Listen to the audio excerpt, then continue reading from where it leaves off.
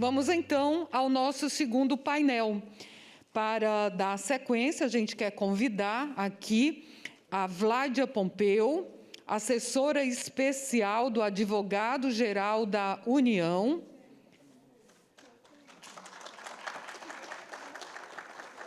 Vládia Pompeu é mestre em Direito e Políticas Públicas e também mestre em Direito e Desenvolvimento.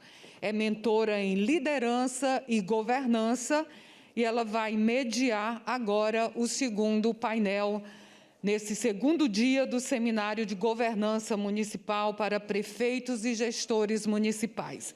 Doutora Vládia. Eu saí daqui de Fortaleza em 2004, me formei aqui na Unifor e voltar aqui conversar com vocês num assunto que eu acho sensacional, que é governança pública, que é falar de integridade, de controle, de liderança. Eu acho sensacional e eu estou muito feliz por estar aqui com todos vocês. Queria pedir para esse nosso bate-papo ele ser uma oportunidade da gente conversar. Eu sei que quando a gente fala de governança, especialmente no âmbito municipal, a gente tem muita dúvida prática, né? Como vocês viram, eu também atuo como mentor em governança e a gente conversa muito com os gestores dos municípios. E aí, quando a gente está aqui falando de governança, de liderança, de estratégia, de controle, parece tudo muito fácil. Só que quando a gente volta lá para o nosso município, senta lá na nossa mesa, aí a gente olha assim para o lado e diz, como é que eu concretizo isso? Então, eu queria que vocês tivessem a oportunidade de hoje a gente bater um papo mesmo. Tirar dúvida da realidade de vocês. Vládia, eu não sei como é que eu faço para envolver a minha equipe, para convencer eles de tudo que eu já estou convencida hoje, de que governança é essencial, especialmente numa gestão municipal, que governança é confiança, que tudo que eu fizer aqui, como prefeito, como vereador, como assessor, como secretário, vai refletir na imagem que a sociedade tem para mim. E aí eu vou lembrar um pouquinho da fala do ministro Nardes ontem, que eu não sei se vocês lembram, ele dizendo que 70% dos gestores municipais, né, que eles fizeram acompanhamento lá no TCU, que implementaram mecanismos de governança, eles se reelegeram com uma larga, vamos dizer assim, com uma larga folga de votos. Isso representa que transparência, publicidade das ações efetivas, estratégicas, controladas, gerenciando o risco, tem um resultado eminentemente positivo. Tanto para a sociedade, que é o que a gente tem falado muito aqui esses dias, mas propriamente para a gestão que vocês estão implementando. E nesse bate-papo que a gente vai traçar hoje, aqui, a oportunidade que a gente vai conversar muito sobre gestão de risco, compliance, né, integridade. Vládia, o que é compliance? O que é integridade na prática? E vai também falar um pouquinho sobre controle, continuando, eu acho que a fala aqui da doutora Silvia e da mesa anterior, que vocês já, né, entraram um pouco no clima da história, com a doutora Mariana Montenegro, que é procuradora da Fazenda Nacional, e a doutora Daci, que eu já vou convidar ela para subir aqui, para dividir comigo esse painel, e a doutora Flávia Canedo, que está com a gente hoje, tá?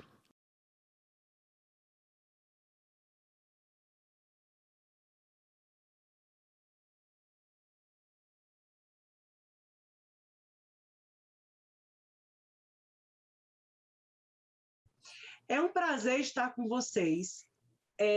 Meu nome é Mariana Montenegro, eu estudo compliance já faz um tempo e hoje nós vamos desmistificar a ideia de que compliance é complicado. Estruturação do controle interno, compliance e gestão de risco é o nome do nosso painel, que será apresentado por Daci Ribeiro, Flávia Canedo, Mariana Montenegro, e vamos ter como mediadora Vládia Pompeu. Bem, quem nunca ouviu falar essa expressão? Ao chegar na sua prefeitura, na sua unidade, e propor alguma mudança, e trazer alguma estrutura nova, trazer o conceito de compliance, gestão de riscos e controle interno. Eu sou cearense e eu posso dizer que assim que a pessoa chega, o gestor vem com uma nova ideia, há uma resistência imediata e a pessoa fala assim, nossa, o que você está fazendo? O que você está trazendo? Que marmota é essa? Essa é a expressão muito conhecida no Ceará. Não venha com invenções. porque aqui sempre fizemos assim. E aqui a gente traz uma ilustração de um barquinho que começa, né, e ele vai afundando, sempre fizemos assim. Quando a gente fala de governança e liderança, estratégia, controle, como vocês já ouviram falar em outros painéis, a gente está trazendo mecanismos novos, na verdade, mecanismos até antigos, mas com roupagem nova, como compliance. Muitas pessoas têm resistência ao termo compliance por não compreender o que significa. E a ideia é não complicar, a ideia é simplificar, porque nós fazemos isso, o compliance, no dia a dia. Nós fazemos compliance quando declaramos nosso imposto de renda, quando estamos em conformidade com todas as normas e regras. Estamos movidos diariamente por uma série de condutas, normas, valores, dentro de casa, quando os pais falam, olha, tem que lavar as mãos, você tem que lavar as louças, você precisa estar em conformidade na sua casa, né? Isso acontece também no serviço público, isso acontece também na iniciativa privada. O compliance está presente na nossa vida. E a gente vai traduzir o compliance, nesse momento, para um termo mais conhecido de vocês, que se chama integridade. O compliance público, integridade. A OCDE, ela traz, né, um organismo internacional que nós estamos aí tentando observar todas as recomendações da OCDE, ela traz um conceito de integridade pública. Integridade pública refere-se ao alinhamento consistente e à adesão de valores, princípios e normas éticas comuns para sustentar e priorizar o interesse público sobre o interesse privado no setor público. Mas, Mariana, o que integridade tem a ver com compliance? O compliance, ele é mais utilizado, ou pelo menos iniciou o seu conceito na iniciativa privada. E a gente traduziu esse conceito para a iniciativa pública e hoje temos, por exemplo, a Lei Anticorrupção, que traz o programa de integridade para as empresas privadas que queiram, né, estar em conformidade não só legal, mas também está fazendo a coisa certa. Em última análise, estar em compliance ou integridade pública significa fazer a coisa certa. Mas como fazer a coisa certa? Aí vocês podem perguntar, Mariana, mas a gente não tem que observar a lei? Dentro da administração pública já existe o princípio da legalidade, né? Nós não temos que observar a lei? Sim. Mas será que só uma lei ela resolve o problema da corrupção, da ilegalidade, das fraudes, dos desvios éticos? Ou a gente precisa muito mais do que uma lei? E aí eu passo para a apresentação posterior, a gente mostra que esses conceitos, integridade e compliance, como eu estou colocando de uma forma mais simplificada, se confundem hoje na administração pública. Eu fui subsecretária de compliance no GDF, no Governo do Distrito Federal, e lá tem um decreto, que tem 39736, que cria a política de governança pública e traz o conceito de compliance público. Lembra do conceito que eu falei há pouco tempo sobre integridade pública? Olha só o conceito que tem no decreto. Compliance público é alinhamento e adesão a valores, princípios e normas para sustentar e priorizar o interesse público em relação ao interesse privado no setor público. E aí a gente passa para o slide posterior, que demonstra o seguinte: dentro do ordenamento brasileiro, das normas brasileiras, muitas vezes, pelo menos no governo federal, busca-se evitar os neologismos, palavras estrangeiras. E acabou que traduziu hoje o conceito de integridade é muito próximo do compliance, do conceito de compliance, né? E a gente pode simplificar. Óbvio que existem divergências doutrinárias, mas nós, na administração pública, como você gestor público cearense, o prefeito na sua cidade, chegar e dizer, olha, aqui vamos criar uma política de compliance. E aí vinha aquele cidadão e falar, mas aqui não vai dar certo, porque aqui nós sempre fizemos assim. Aqui a gente sempre recebeu presentes. Aqui a gente sempre fez reunião individual. Ninguém faz reunião aqui e dá transparência a esse tipo de reunião. Ninguém precisa criar política para eventos. Ninguém aqui precisa trabalhar de uma forma fechada a quatro portas. A gente precisa dar, aí eu falo, Mariana, sim, transparência às nossas ações. Como agente público, nós precisamos observar uma série de conformidades, nós precisamos estar em conformidade, não só com a lei, mas com os princípios, com os comportamentos. E eu coloco nesse conceito aqui, a gente está colocando o compliance no sentido de conformidade à lei dentro do mesmo funil e colocando integridade como algo que vai abarcar tudo isso. Por que eu estou falando isso? E aí a gente passa para o slide posterior. Dentro do conceito de governança, dos princípios de governança pública, e a gente traz como referência o decreto 9203 do governo federal, nós temos os princípios da governança pública. E a integridade, ela está aqui demonstrada, que é um princípio da governança. E como um princípio, ela também tem um conceito, ela tem, obviamente, que conversar com os demais princípios, como o princípio da transparência, prestação de contas, melhoria regulatória, confiabilidade, capacidade de resposta. Não basta eu dar uma resposta tempestiva, construir uma obra dentro do prazo. Aquela obra, ela precisa ter transparência pública, precisa não estar super dimensionada. É preciso fazer uma prestação de contas para a sociedade. Isso tudo está dentro de um princípio do conceito de governança. Aí a gente passa para o slide posterior. A OCDE, como eu falei lá em cima, ela traz uma sugestão de como fazer isso, né? Mas eu entendi, então, que o compliance e integridade dentro da administração pública tem sido tratado como sinônimos. Apesar de ter divergências doutrinárias, tem algumas legislações, como a próprio decreto do governo do Distrito Federal, que traz o mesmo conceito. Mas a OCDE, ela vem facilitar um pouco mais a nossa vida. Ela vem dizer o seguinte, é preciso criar um sistema, que reduza as oportunidades de corrupção. Dentro de uma política de integridade ou de compliance, como vocês preferirem, é preciso ter esse sistema e fazer com que as pessoas sejam responsáveis por seus atos. E mais do que isso, para que tudo isso? Para a gente mudar uma cultura e fazer com que a corrupção seja inaceitável socialmente.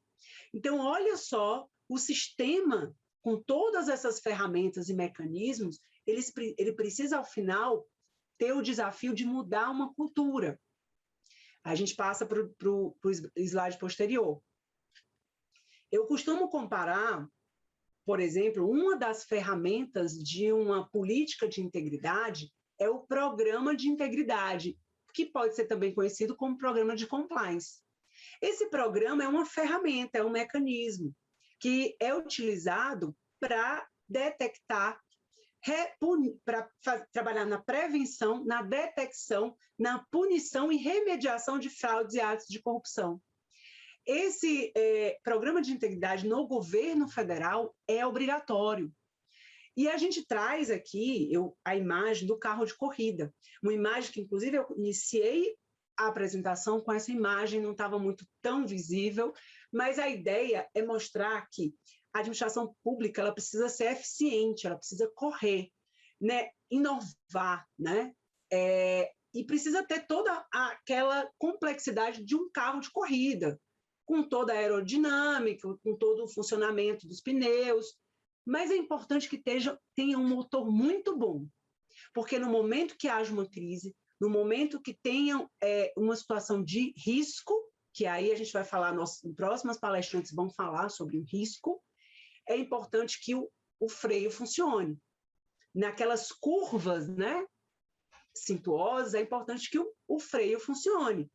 E aí o programa de integridade ele vem com essa mesma, a gente faz essa analogia com enfoque principalmente preventivo. O sistema de freios ele precisa existir de uma forma eficiente para prevenir acidentes e diminuir riscos, né, de qualquer problema que haja numa corrida. A mesma coisa dentro do serviço público. A gente tem um programa de integridade ou de compliance para diminuir esses riscos, para fazer com que a ocorrência de fraude e corrupção diminua. Não que isso não vá acontecer, mas que haja um controle maior. E aí é um papel também do controle interno trabalhar em cima desses riscos. E a gente passa para o slide posterior. Nós temos dentro do serviço público que ter áreas e funções de integridade. E existem várias instâncias que podem trabalhar com integridade e que estão dentro do contexto do compliance, como aquela instância que promove a ética e as regras de conduta para os servidores. Eu, por exemplo, faço parte da comissão de ética do meu órgão. E eu digo para vocês que é importante a comissão de ética dentro de cada unidade de prefeituras, para que vocês possam fazer a prevenção. Aquele agente público que tenha dúvidas sobre o seu comportamento, se ele é ético, se ele é correto, ele possa ter uma instância a quem consultar. A transparência ativa e o acesso à informação. Então, as assessorias de comunicação que trabalham com site precisam trazer informações para a sociedade para que ela faça esse controle social. O tratamento de conflitos de interesses e nepotismo, que foi aquela ideia, né, que eu falei aqui, se existem impedimentos, quando o agente público recebe o ônus público, quando ele é investido no cargo, ele precisa ter um comportamento de acordo com aquele cargo, que priorize o interesse público em relação ao interesse privado. Então, por mais que o agente público exerça alguma atividade privada, é preciso ter cuidado. E as regras sobre o conflito de interesses vão trazer esses limites. O funcionamento de canais de denúncia. Os canais precisam ser efetivos. A ouvidoria precisa ser instituída dentro das prefeituras de uma forma eficiente. Funcionamento do controle interno, que a gente vai falar aqui, está tudo dentro, interligado. O controle interno que faz estar em conformidade com os órgãos, com as auditorias, e procedimentos de responsabilização, caso realmente venha a ocorrer um problema, uma fraude, uma situação de aspecto disciplinar e até de crimes. E a gente vai se encaminhando para o final agora da apresentação. E eu digo o seguinte: o mais importante de uma política de integridade, se a Prefeitura de Fortaleza, qual que seja, ou de qualquer cidade do estado do Ceará, resolva criar um programa de integridade, para que ele seja efetivo, é preciso ter o comprometimento e o apoio efetivo da alta administração. Não adianta criar um programa de integridade para ficar bem, né? Como se diz assim no popular, bem na fita. Não, é preciso você dar efetividade, é preciso ter gestão de risco para a integridade, comunicação, todos os pilares dentro do programa de integridade sendo observado, mas o principal deles é o apoio da alta administração. E o exemplo da alta administração, que a gente chama tone of the top. A gestão, o gestor, tanto o gestor como o prefeito, como todos aqueles que estão num cargo, né, de alta gestão, precisa dar o exemplo. Eu trago isso para dentro da família. Não adianta um pai falar, coma, meu filho, uma verdura, coma bem, e ele está ali comendo um hambúrguer na frente do filho, e ele vai dizer assim, o filho não vai observar, ele vai observar a atitude, né? O exemplo arrasta, a gente costuma dizer isso também. Dê exemplo, você como gestor. E dê estrutura e autonomia para a sua unidade de compliance ou integridade. São esses grandes desafios que eu coloco para uma política de integridade e compliance dar certo.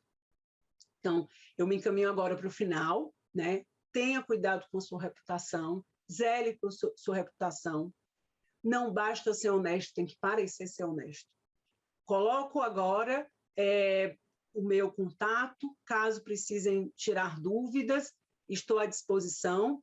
A Rede de Governança Brasil, ela traz cartilhas e orientação, entre no site e aqui vocês vão poder ter acesso de como fazer um programa de integridade efetivo.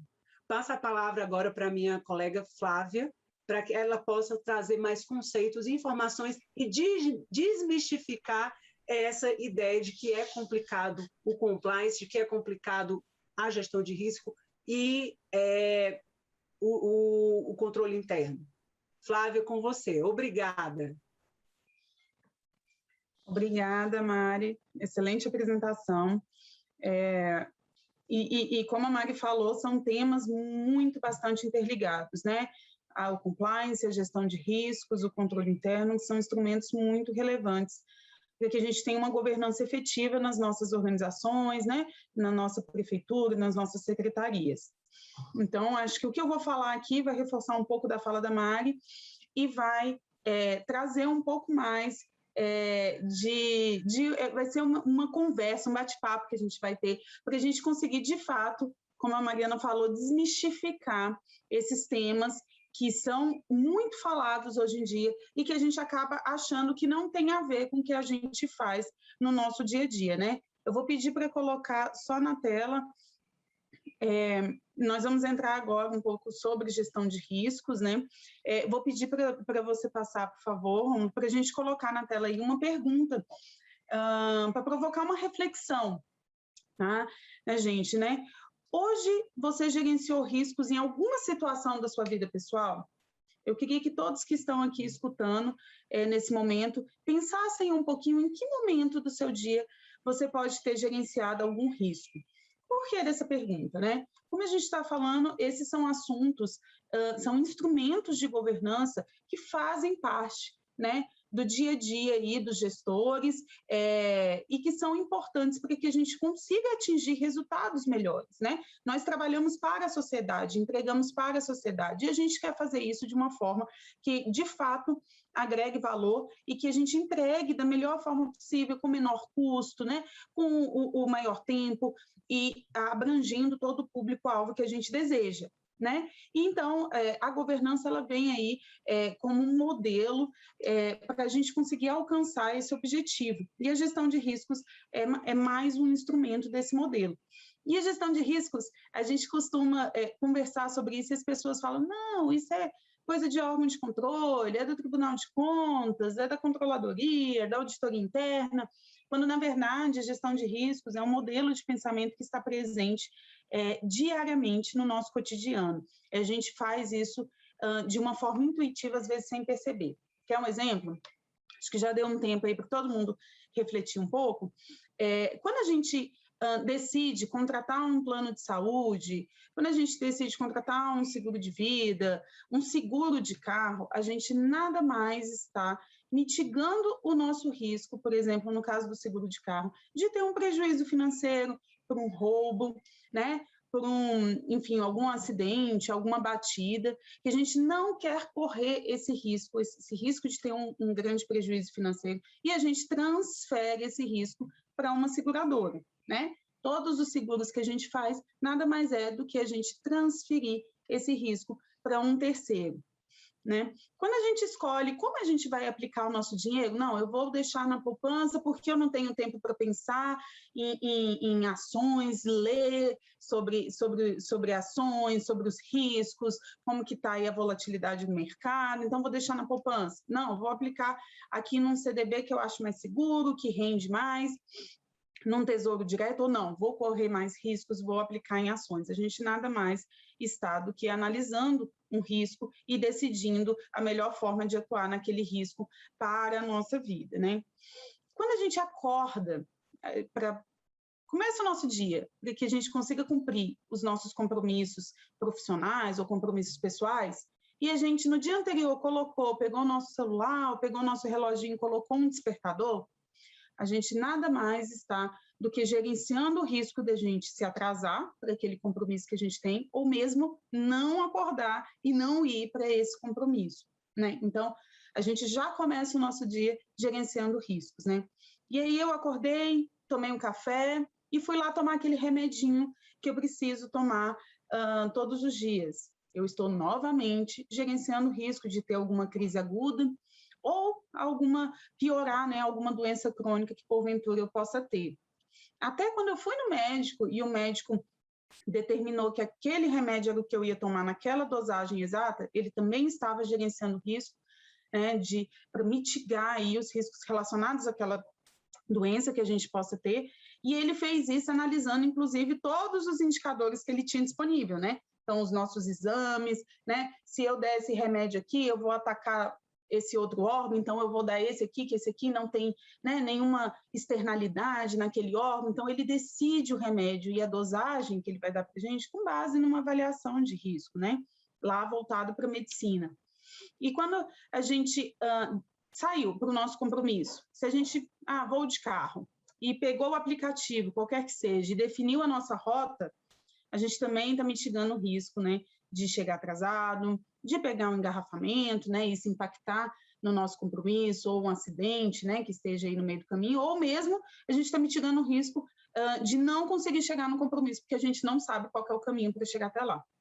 Então, vocês vejam, eu dei alguns exemplos, né, mas são vários os exemplos que a gente pode tomar no nosso dia a dia, que a gente faz, de fato, a gestão de riscos diária, né? E isso a gente faz intuitivamente. E da mesma forma, a gente também faz gestão de riscos de uma maneira intuitiva, às vezes, na nossa organização, né? Então, a gente aplica a gestão de risco, ela está presente no nosso dia a dia, independente de você achar que isso tem a ver ou não com você, né? Então, entrando um pouco nas organizações, vamos pegar um processo que está presente aí em todos os tipos de instituição, né? Prefeitura, Estado, secretarias, enfim, que é o processo licitatório, né? Eu tenho um processo licitatório, eu tenho diversos riscos que podem afetar aquele processo licitatório, né? Vamos pegar alguns aqui de exemplo. Então, eu tenho um risco aí de eu adquirir uma quantidade indevida de bens. Vamos supor que eu vou fazer um processo licitatório para adquirir bens de consumo, bens de almoxarifado. Então, eu tenho um risco aí de eu adquirir menos bens do que eu preciso e não conseguir atender minhas unidades, ou adquirir mais bens, né? Então, isso tem causa, uma causa que pode estar por trás desse risco, certo? Então, eu posso não ter planejado adequadamente minha licitação, então eu não consultei as unidades, né? Não fiz um levantamento de quanto realmente aquela unidade precisava, eu não olhei o meu histórico, né? Então, uma unidade falou, eu preciso de 40 canetas, sendo que ela usava 10. Então, eu não questionei, será que essa unidade aumentou o quantitativo de pessoal dela? Né? O que será que aconteceu para essa unidade usar 10 e agora me pedir 40? Né? Essa unidade está me pedindo pastas, arquivos, mas eu estou em processo de digitalização. Apesar de eu ter um histórico de utilização, será que eu vou precisar para o ano seguinte, já que eu estou digitalizando meus processos? Então, tudo isso tem a ver com o planejamento da licitação. E eu estou gerenciando os riscos de eu ter um planejamento inadequado, de eu adquirir, né, de forma, uma quantidade subdimensionada ou até superdimensionada de determinado bem. E às vezes eu faço isso intuitivamente, ou às vezes não faço, né? Outro risco, muito clássico, né? Questão do preço. Adquirir um bem com sobrepreço, né? Então, eu tenho diversas causas também, né? Problemas aí na pesquisa de preço. Inexiste um sistema, ou inexistem informações em órgãos que eu possa consultar, fazer uma prévia aí uma estimativa do preço que eu vou adquirir esse bem ou esse serviço, né? Ou então eu posso não ter resposta dos fornecedores que eu pesquisei, certo? Ou eu posso ter um sobrepreço no orçamento que foi encaminhado pelos fornecedores, né? Então, tudo isso são riscos e a gente vai executando aquele nosso processo, aquele processo licitatório, mitigando esses riscos. Então, às vezes eu consultei a unidade, quantos bens ela queria, intuitivamente, porque eu sei que se eu não consultar, eu não vou conseguir adquirir, dimensionar adequadamente. Mas eu fiz uma gestão de riscos que não foi sistematizada. Ela está na minha cabeça, com base na minha experiência e na capacitação que eu tenho em relação àquele assunto, né? Então, a gestão de riscos, ela, em primeiro lugar, a gente tem que perceber que ela está presente e a gente tem que visualizar a necessidade da gente sistematizar esse processo que a gente, por vezes, já executa. E aí eu vou argumentar, né? Você pode perguntar, mas por quê? Se eu já tenho intuição, se eu já sei fazer, como a Mari falou, né? Eu sempre fiz assim, sempre deu certo, por que eu vou fazer diferente, né? Aí eu te devolvo a pergunta, né? Você sempre fez assim, sempre deu certo, por que fazer diferente? Será que você sempre fez assim e sempre deu certo por sorte? Né? Será que tem alguma questão aí, algum elemento na execução desse processo que, se alguma coisa em algum cenário, cenário econômico, cenário ambiental mudar, né? O cenário social, o cenário tecnológico mudar, vai deixar de dar certo? Será que você conseguiu os resultados da melhor forma que você poderia ter conseguido, né? Com os melhores recursos, com menor custo? Porque é isso que a gente deve buscar, né? Ao entregar um bem, um serviço, entregar serviços públicos, fazer entregas à sociedade, a gente deve buscar fazer isso da melhor forma possível, com o menor custo, né? Utilizando de uma forma otimizada os recursos que a gente tem disponível. E será que a gente sabe dizer se a gente está entregando isso de fato com menor custo, da melhor maneira, empregando melhor os recursos, né? Será que a gente sabe dizer se a gente está entregando isso de uma maneira mais segura, sem externalidades? Então, vou dar um exemplo clássico, né? Uma organização que está fiscalizando um determinado estabelecimento e decide e percebeu que esse estabelecimento infringiu alguma norma, né, relacionada aos normativos que estão vigentes para o funcionamento daquele estabelecimento, e aí ele decide, vou mitigar o risco, né, de eu ter aí problemas no funcionamento desse estabelecimento, vou mandar fechar. Será que eu pensei em todas as externalidades? Será que eu considerei todas as possibilidades que eu tenho em relação ao funcionamento daquele estabelecimento?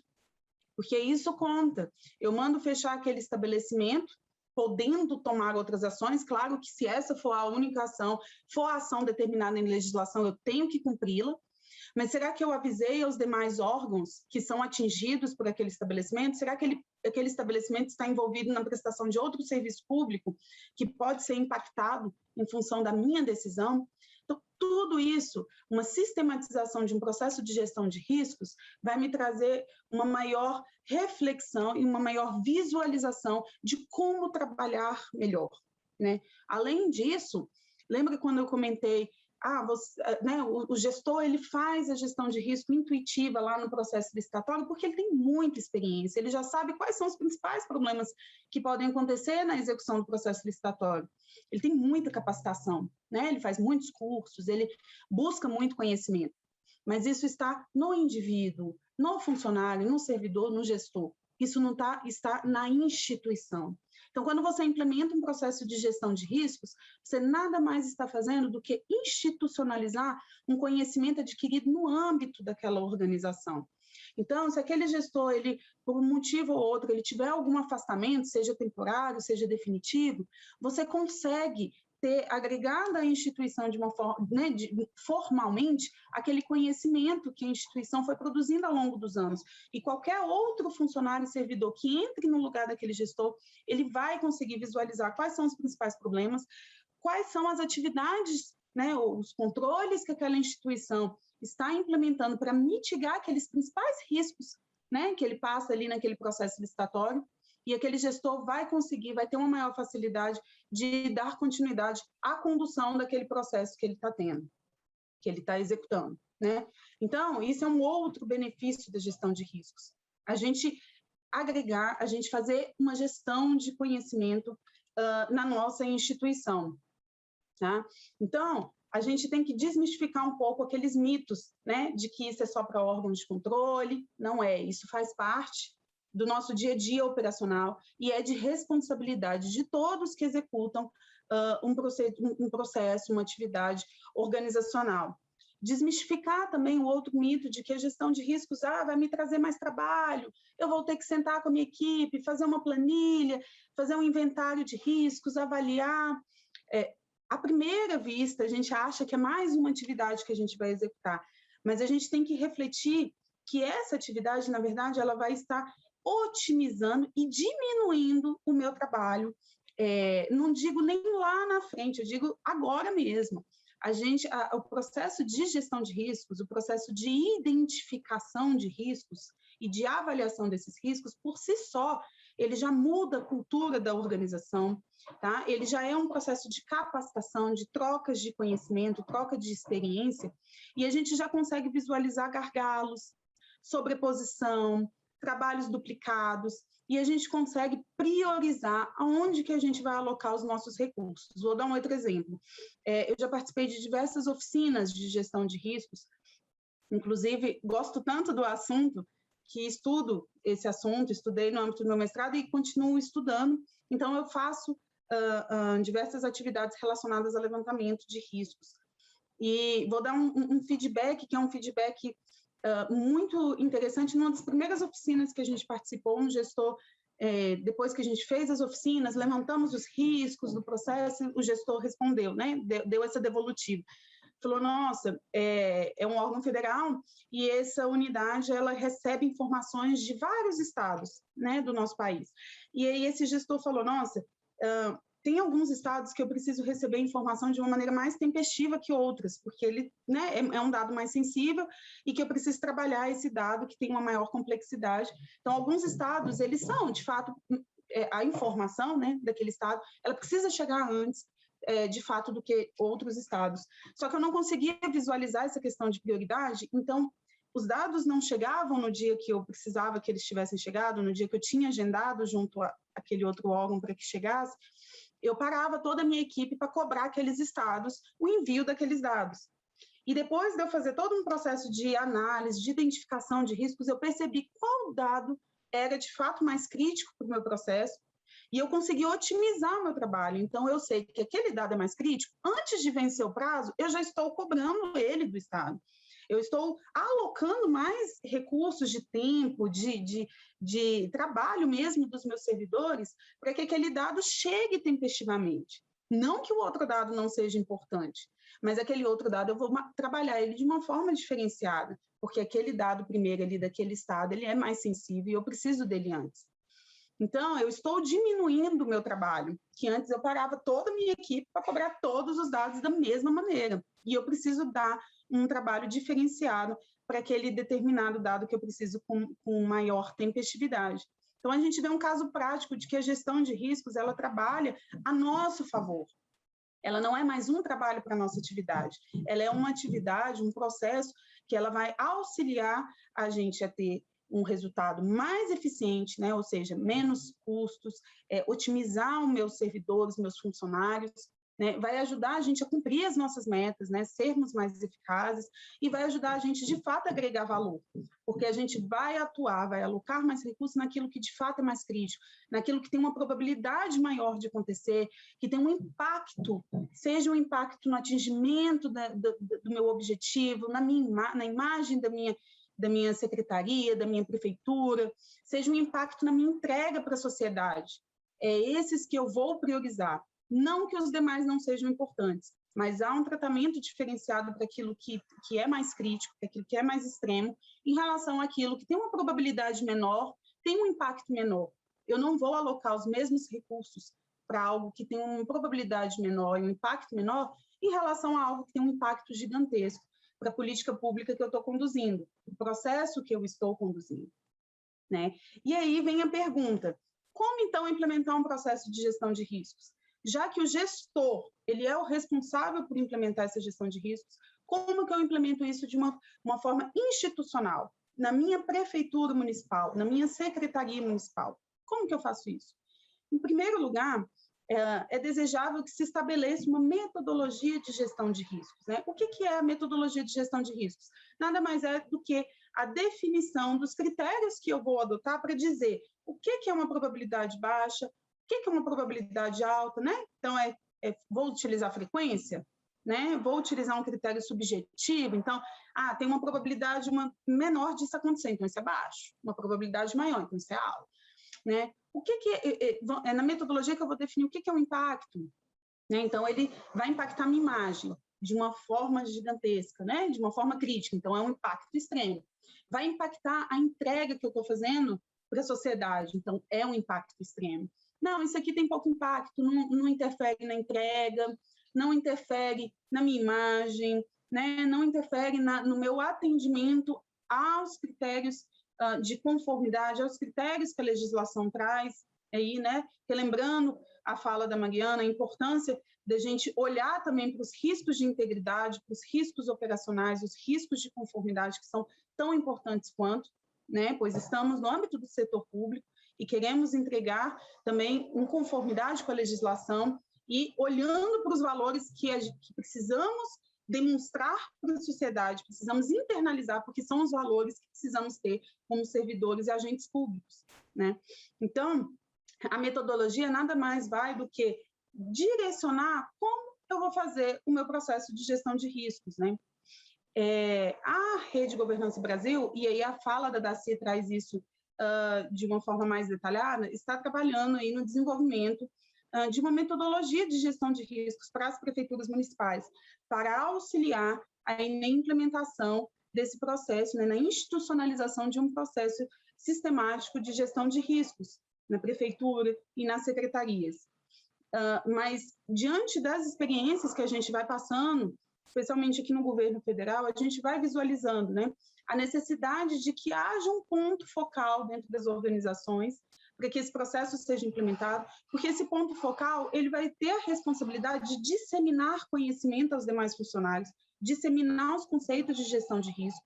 Ele vai ter uma atribuição importantíssima de coordenação do processo. Então, ele vai verificar quais são os riscos mais críticos, eles estão sendo tratados dentro da organização, quais são aqueles riscos ali da licitação que impactam no meu processo de fiscalização, no meu processo ali de educação, de merenda escolar. Como que eu integro, como que eu gerencio isso de uma maneira integrada e coordenada esses riscos? Então, é importante ter aí uma delimitação, uma determinação de um ponto focal para trabalhar de maneira coordenada a gestão de riscos. É interessante que se faça um projeto piloto, que se pegue um processo dentro da secretaria, dentro da prefeitura, e se faça um projeto piloto, para iniciar o processo de implementação de gestão de riscos. E é importantíssimo que se tenha um apoio, o patrocínio da alta administração, porque a prefeitura, na figura do prefeito, é a secretaria na figura do secretário, que vai cobrar a implementação, que vai patrocinar, que vai dar apoio, que vai monitorar aqueles riscos críticos que vão afetar a consecução das políticas públicas a cargo do seu ente governamental, do seu ente federativo. Porque é para isso que estamos conduzindo essas instituições, né? Então, a gente verifica que há muitos mitos que precisam ser quebrados relacionados à gestão de riscos. A gente verifica muito claramente que a gestão de riscos é um instrumento interligado aí ao compliance, à integridade, totalmente interligado aos controles, né? Instituição de controles visando sempre mitigar o risco, até para evitar a gente instituir controles que apenas tragam no linguajar que a gente usa muito, né, mais burocracia, sem necessidade, porque não está mitigando risco algum. Então, a gestão de risco é um instrumento importantíssimo para que a gente consiga, de fato, implementar os instrumentos de governança e implementar uma boa governança. Permite, inclusive, inovação de processos, porque a gestão de risco reúne todos os técnicos para a gente conversar em soluções na mitigação daqueles riscos. Então, ela é um instrumento de governança importante de ser avaliado e implementado por todas as prefeituras municipais, os estados e a União também, né, por todas as organizações. Tá? E é essa mensagem que eu quero deixar a todos, todas que estão nos assistindo, para que façam essas reflexões, busquem informações, temos muitas informações, a Rede Governança Brasil dispõe de muitas informações também relacionadas a esses instrumentos que são muito importantes e tempestivos para serem aplicados nas nossas organizações. Muito obrigada.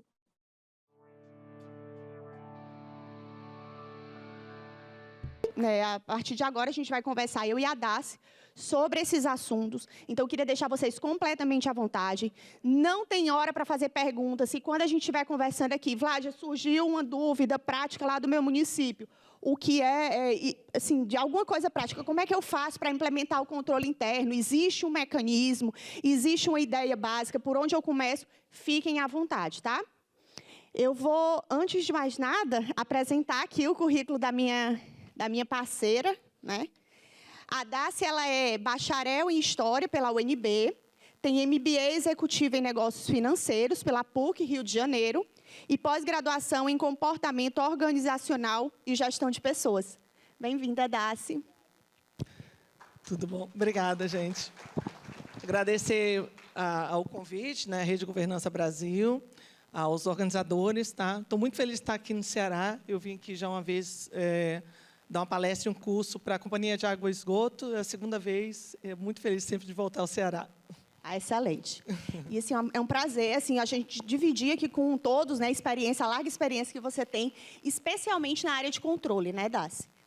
Gente, mas antes de passar a palavra para a Daci, eu queria fazer só um alinhamento inicial, né, e um resgate de tudo que a gente tem conversado esses dias. A gente tem falado desde ontem que governança está estruturada num tripé, né? Liderança, estratégia e controle.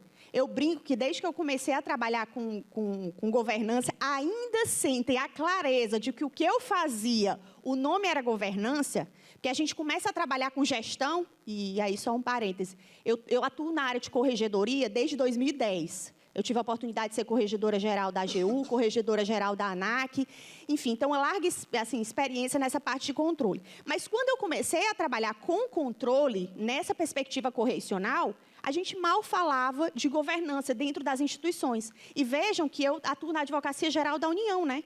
Que eu brinco que eu digo que é a maior casa de advogados do mundo. Hoje, nós somos mais de 8 mil membros. Né? E lá dentro de uma organização federal, a gente fazia as coisas muito na intuição.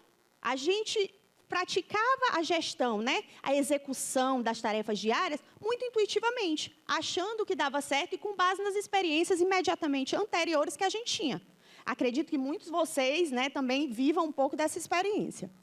E com o tempo, com a disseminação, né, desde 2017, com a implementação do decreto 9203, que o ministro já falou aqui para vocês ontem, a gente começou a racionalizar esse processo. Tentar entender se o que a gente fazia estava alinhado com aquele decreto 9203 e com a ideia que o TCU, de certa forma, já trazia desde antes sobre essa racionalização, essa organização do processo dentro das instituições. E eu brinco que quando a gente começou a falar de governança dentro da AGU, a gente achava muito que era assim, não, se a gente organizar os processos de trabalho, eu vou estar ok. Então, eu preciso, primeiro, entender o que é, no meu caso, lá, o que é a corregedoria da AGU, onde é que eu quero chegar, alinhar esse caminho da corregedoria, que era um órgão específico, né, dentre outros vários que compõem a Advocacia Geral da União, alinhar essa atuação da corregedoria com o planejamento estratégico da instituição, então vai estar tudo certo. Vai estar tudo bem, e daí eu já tenho feito o meu trabalho, tenho feito de uma maneira racionalizada, eu tenho feito uma boa governança. Só que, gente, eu brinco que quando a gente começa a trabalhar entendendo o que é a governança, além de encantador, é um trabalho sem fim, porque você sempre quer mais. E por que você sempre quer mais? Porque a partir do momento que você entende o local que você trabalha, traça o caminho que você vai fazer, e você chega no final do primeiro percurso, que você vê os resultados positivos do seu trabalho, é engrandecedor. E aí você quer mais, você traça uma nova meta e assim você vai crescendo dentro da governança. E a governança, ela tem outro papel assim, extremamente interessante, que eu acredito que vocês já devem estar sentindo isso aí na realidade de vocês. A partir do momento que sua equipe começa a entender e começa a praticar junto com você esses mecanismos que a gente ouviu aqui, os princípios que regem a governança pública, o trabalho de equipe ele fica muito mais alinhado. Posso ousar dizer que todo mundo aqui já passou um problema e diz assim, gente, tal pessoa da minha equipe não está engajada, tal pessoa da minha equipe não entendeu o objetivo do trabalho. A gente sempre passa por isso em algum momento da vida. Às vezes, está faltando a gente disseminar esses mecanismos de boa governança, principalmente através da liderança, e essa pessoa vir jogar no nosso time. E muito disso que eu estou falando para vocês, desse contexto, ele está na base do que a gente vai conversar aqui, que é gestão de risco, integridade, compliance, né? E gestão de riscos.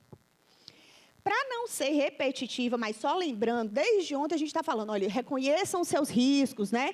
Tentem minimizar os riscos, gerenciem, acompanhem, avaliem, né? A gente escuta isso o tempo inteiro. Desde ontem, eu acho que de maneira mais intensa. Mas antes de tudo isso, a sugestão que eu faço, principalmente com o pessoal da governança municipal que chega para conversar a primeira vez, eu disse assim, olhe para a sua instituição. Pare um momento e olhe para o seu ambiente de trabalho. Olhe ao redor, olhe as pessoas, entenda a sua realidade. Porque a partir do momento que você entende a sua realidade, fica mais fácil você visibilizar os riscos. E o segundo passo, eu digo assim, entenda o que é risco. E para entender o que é risco, gente, parece uma coisa intuitiva, né? Parece aquela, não, quando a gente fala de risco, não, Flávia, eu sei o que é risco. Só que quando a gente traz isso para dentro de uma instituição pública, essa perspectiva de risco, ela ganha um patamar extremamente gigantesco. A gente tem risco interno, a gente tem risco externo, a gente tem risco pessoal, a gente tem risco material, a gente tem risco orçamentário, a gente tem o risco da gestão de pessoas. Então, aí tem hora que assusta. Quando você começa a pensar nos riscos, tem hora que assusta. Ixi, Vlad, agora parou, eu não sei mais nem para onde é que eu vou, por onde é que eu começo. Lembrando que a gente partiu do primeiro passo de conhecer a instituição onde eu estou, quando eu for pensar nos meus riscos, vamos priorizar, gente, nesse primeiro momento. Quem estiver aí já pensando na realidade quando voltar para o seu município e quem estiver ouvindo a gente depois gravado, já imagina quando você voltar lá para a sua mesa, para a sua equipe, para o seu ambiente de trabalho, priorizar. Agora eu conheço a minha instituição, já olhei para dentro, eu sei mais ou menos quais são os riscos mais urgentes que eu tenho, mas eu preciso priorizar. E quando eu priorizo esses riscos, fica mais fácil eu pensar no controle que eu vou fazer a posteriori. Tá? Eu vi aqui, que assim, realmente não conhecia, fiquei encantada com essa rede de controle estadual que foi montada aqui no estado do Ceará. Eu fiquei encantada com a apresentação da Silvia, porque isso não é uma realidade, gente, isso não é... Ouso dizer que é exceção os estados que trabalham nessa perspectiva. E, de certa forma, isso é um apoio gigantesco para os municípios. Especialmente se a gente fala num município um pouquinho, assim, com a estrutura administrativa um pouquinho mais reduzida, né? Menor. Porque a gente não tem como montar uma estrutura robusta de controle em todos os municípios. Né? E aí, mais uma vez, eu vou lembrar para vocês, essa estrutura de controle ela tem que estar alinhada à realidade de vocês. Só para vocês terem uma ideia, o que eu estou querendo dizer, quando a gente fala assim, de uma área de controle dentro da Advocacia Geral da União, que, como eu falei, é composto de 8.000 membros, lá a gente tem mais de 120 pessoas trabalhando só na Corregedoria Geral da AGU.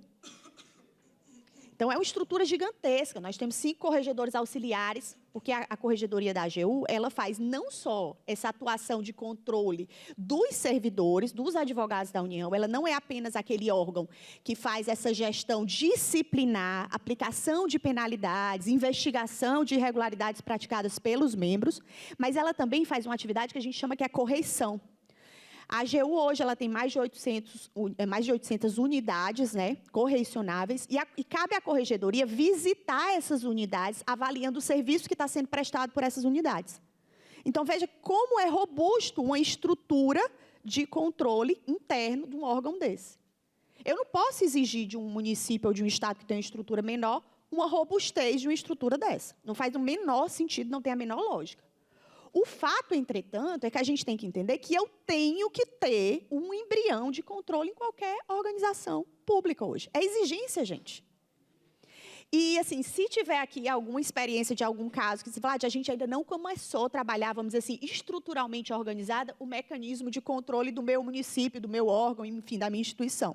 Não se assuste, gente. Vocês não estão isolados nessa perspectiva. Existem também várias instituições, inclusive a nível federal, que estão se estruturando nessa perspectiva de controle. E vejam só que eu falei aqui para vocês de uma estrutura de controle. Eu falei só da Corregedoria. Se a gente para pensar que aí a gente pode colocar dentro do controle também os nossos mecanismos de auditoria, as nossas comissões de ética, os nossos órgãos de integridade, vocês veem como o negócio vai crescendo. Vai crescendo.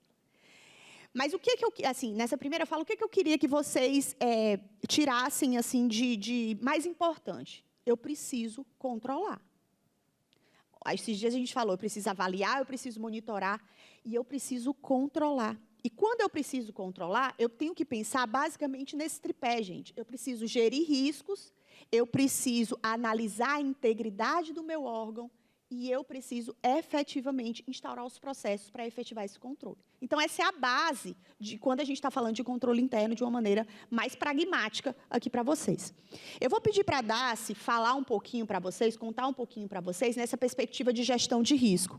E a Daci ela vai trazer uma visão mais prática, porque a gente já entendeu aqui nas outras palestras o que é gestão de risco, por que é necessário a gente gerir risco, né? Por que é necessário a gente identificar. Então, a ideia e a nossa proposta aqui, a Daci vai trazer para vocês um pouco dessa experiência prática, fazendo uma distinção do que é o sistema de controle interno, o que é efetivamente o controle interno. Então, Daci, conta um pouquinho aí para eles da sua experiência e vamos tentar desmistificar um pouco o que é essa gestão de risco, o que é esse controle, né? Vamos fazer um bate-papo, né? Isso. Primeiro, deixa eu complementar. A pessoa pensa assim, peraí, ela falou que é formada em História, gestão de pessoas, negócio financeiro, mas ela é da área de gestão de riscos? Que loucura é essa? Primeiro, explicar para você o seguinte, antes não existia MBA nem pós-graduação em gestão de riscos. O primeiro que eu vi, deve ter uns 6 anos, que foi o Banco do Brasil que abriu uma turma junto, que eu acho que é a FGV, se não me engano. Então, assim, não existia uma formação em pós-graduação para a gestão de riscos e controles internos. Então, a minha formação de gestão de riscos e controles internos é na prática. Eu estou desde 2000 na área de gestão de riscos do Banco do Brasil. Os últimos 5 anos fui cedida ao governo, estava no Ministério do Planejamento, Ministério da Economia, e a semana passada eu me aposentei. Então, assim, mas vou continuar pelo jeito. As minhas filhas falaram que não aposentei, mas não saí de reunião a semana toda. E a minha experiência é gestão de riscos, controles internos na prática. Como é que você faz? Como é que funciona? Porque é exatamente o que você falou. A gente fala, aí você volta para a sua mesa e olha para o processo e faz. Tudo bem, entendi tudo que ela falou, mas como é que eu faço para isso funcionar? É diferente. Prática, teoria é diferente. Então, o que a gente vê muito é as pessoas conhecem gestão de risco, elas já leram, mas elas não conseguem aplicar a gestão de riscos, né? E hoje eu vou pontuar controle interno, tá? Falar mais um pouco sobre controle. Até porque, gente, a gente fala assim, vou me lentar para andar um pouco, a gente fala assim sobre gestão de risco e a gente não fala muito no setor público sobre controles internos. E, para vocês terem ideia, esse ponto de controles internos é tão importante que, numa organização como o banco, existe uma diretoria de gestão de risco e uma diretoria de controles internos. Então, a gente fala da ISO, da COSO de gestão de risco, né? Mas não fala de controles internos, que também tem framework próprio. Existe um COSO chamado COSO Internal Control, né? E hoje eu vou falar um pouco sobre controles internos. Até porque, além de dentro da gestão de risco, desse tema de gestão de risco, ser a minha paixão, ser controles internos, eu acho que é a forma da gente atuar. A pessoa fala assim, mas eu faço gestão de risco. Peraí, você identifica o risco e avalia, e depois... Não, eu já sei qual é o risco, falei, então não identifica. Se não é para tratar o risco, lógico, se ele tiver que ser tratado, é melhor você nem saber que tinha aquele risco. Melhor nem identificar. Então, a nossa atuação, quando a gente faz gestão de riscos, é em cima de controle. É estabelecendo controle quando esse risco está no nível que a gente não aceita. Ok? Pode passar, por favor. Então, a gente vai bater um papo sobre controle. Ok? Pode passar. Aí você vai dizer, não, mas o que é controle? Gente, se não tivesse controle, a gente não estava aqui. A gente convive com controle desde que a gente nasceu. A gente teve controle quando a gente teve grade nas nossas janelas, que evitavam o risco de você cair. Você tem controle quando tem aquele sensor no elevador. Eu estou falando, lógico, controles, lógico, a gente chama que são controles ligados à segurança, mas temos outros controles, né? Controles aqui da escada. Então, assim, os controles fizeram parte da nossa vida sempre. E também dos nossos processos. Muitas vezes você tem um processo ali e você não nota que aquilo ali é um controle. A controladora se falou e eu achei assim, controladora mesmo, ela não é corregedora, não, né? Tá. E eu achei ótimo que ela falou. Realmente, é aquele controle do dia a dia e que é de responsabilidade do gestor. Então, você tem lá os seus processos, quais são os controles que garantem asseguram, melhor dizendo, que aquele objetivo daquele processo vai ser atingido. Então, a gente tem que cuidar, a nossa parte é principalmente cuidar desses controles, avaliá-los. Eles realmente respondem? Era isso que a gente, era esse ponto que a gente queria chegar? Esses controles ainda são válidos. Aí você vai dizer, essa mulher, quando chega lá, é só enchendo de controle. Vou dizer para vocês, no setor público é o contrário. Eu tiraria controle. A gente tem muito controle que só cria burocracia, que não agrega nada ao processo. E eu gosto muito de case, né, de contar alguns controles que a gente vive. Quando eu cheguei no Ministério do Planejamento, o extinto Ministério do Planejamento, tinha um controle lá que era, mensalmente, eu recebia uma folha com os meus telefonemas da mesa e eu tinha que rubricar e mandar. E aí debitava os que eram particulares, eu marcava os que eram particulares. Só que com esse negócio de celular, ninguém usa mais telefone fixo, né? A gente já tem um celular, já liga do celular. Ainda mais que as contas hoje em dia são, né, liberadas as ligações. Aí desde que eu cheguei lá, eu cheguei quietinha, né, não ia falar nada, mas eu via, chegava 1 centavo para mim. Eu assinava, a secretária levava, o menino digitalizava e arquivava. E aquilo estava me incomodando. Eu falava, por que eu assino? Eu paro o meu trabalho para assinar 1 centavo. Vinha 1 centavo porque não pode vir 00. Então, a companhia telefônica mandava 1 centavo. Aí eu fui atrás disso. Falei, depois de algum tempo, você começa, né, a ganhar assim, um espaço, eu vou lá atrás. Aí fui ver com o rapaz. Como é que é essa história? Você imprime isso, manda para mim. Ele, não, eu não tenho esse gasto. Falei, pelo menos isso, né? Ele falou, não, mas eu... Aí eu falei, o que você faz depois? Eu digitalizo e arquivo. Olha o gasto para 1 centavo. Pô, gente, não precisava, é um controle que não tem... Primeiro, ninguém verificava nada, porque digitalizava e arquivava, se fosse R$10, também não estava verificando, era só um documento. Será que não valia a pena estabelecer, ver, quanto custa você parar, quanto custa o secretário, e estabelecer, olha, aqui nós só vamos precisar acima de R$5, acima de R$10, você vai estabelecer.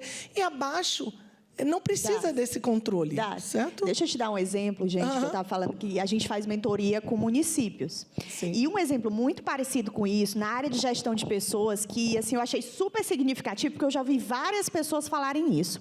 Um colega que trabalhava no município aqui, um município até grande, tá, gente? Bem robusto, um município robusto, ele chegou dizendo assim, olha, eu cheguei para trabalhar na área de recursos humanos desse município, né, na gestão de pessoas, e lá tinha um processo de trabalho que todos os servidores, pelo que eu entendi da área dele, tinham que fazer, que era um relatório, não me lembro de que basicamente, mas eles tinham que fazer, eles duravam 3 dias para fazer esse relatório. E esse servidor novo chegou para trabalhar nesse coisa, chegaram, olha, você tem que fazer isso. E aí ele disse que chegou e foi fazendo, né? Foi fazendo, mas ele achava um negócio tão sem lógica que ele dizia, gente, mas por que eu estou fazendo isso? Isso parece coisa de antigamente, para que serve? E aí ele perguntava para um colega dizia assim, não, faz porque já era assim.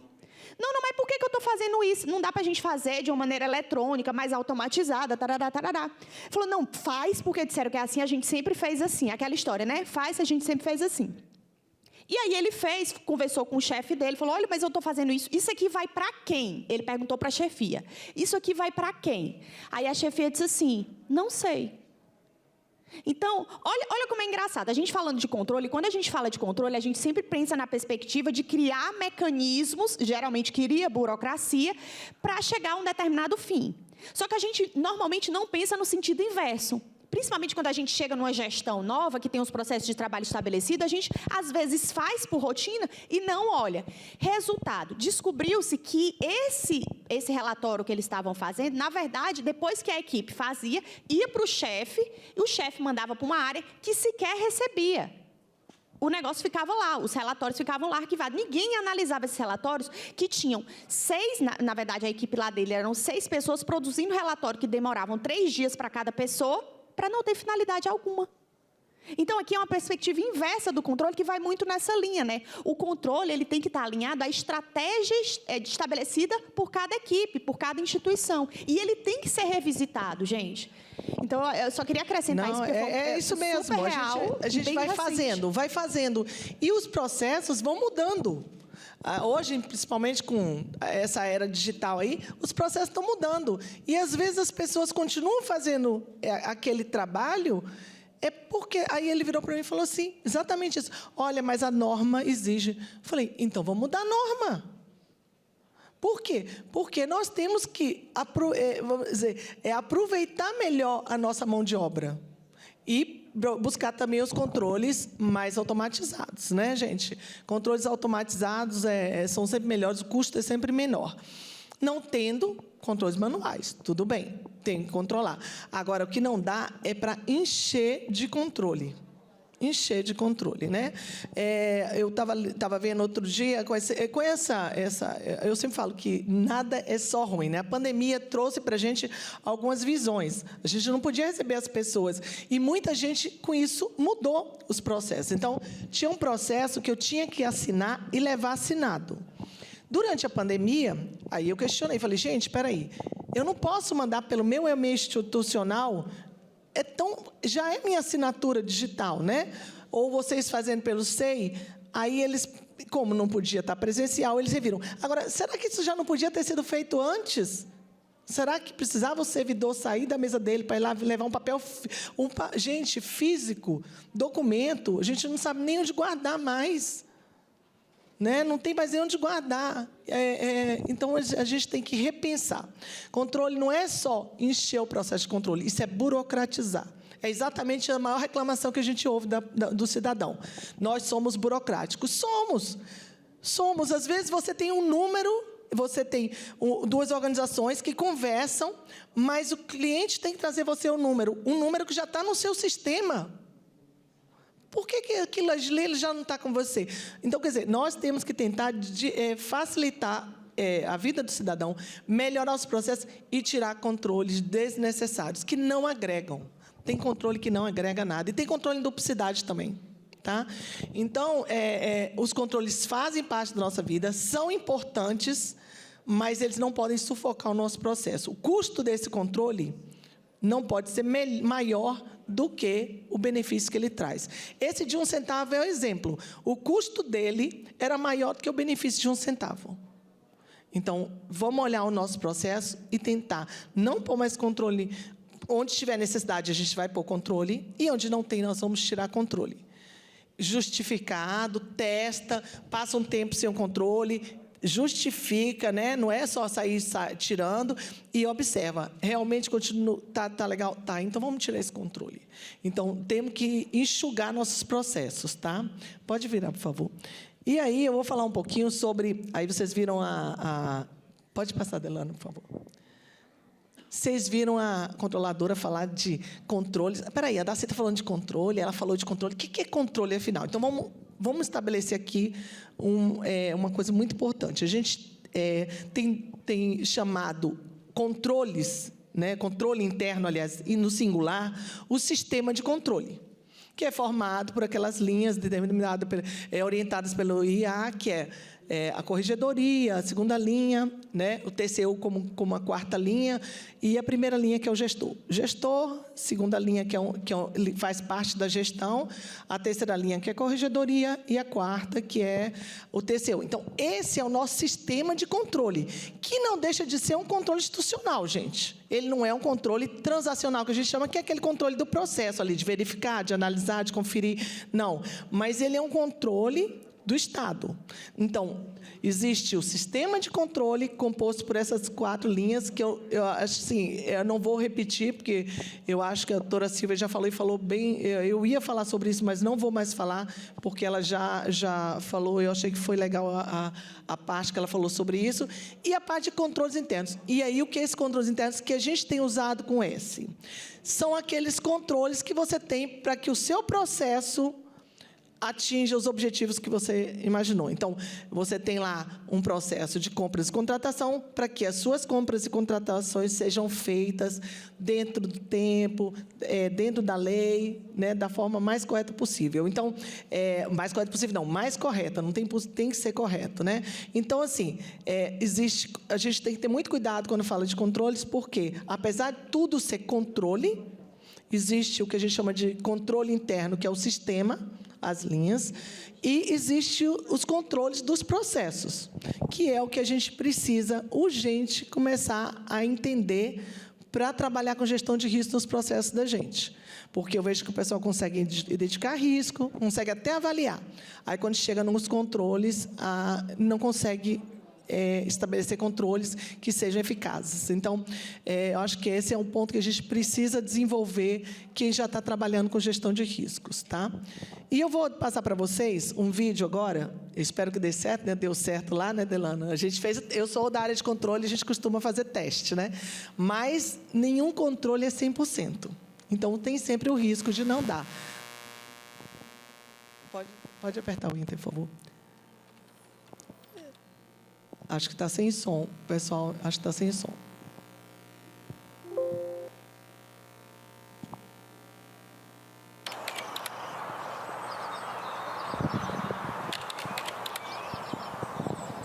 Essa é a história de um simples parafuso, tá, gente? Vocês perceberem como o controle é importante.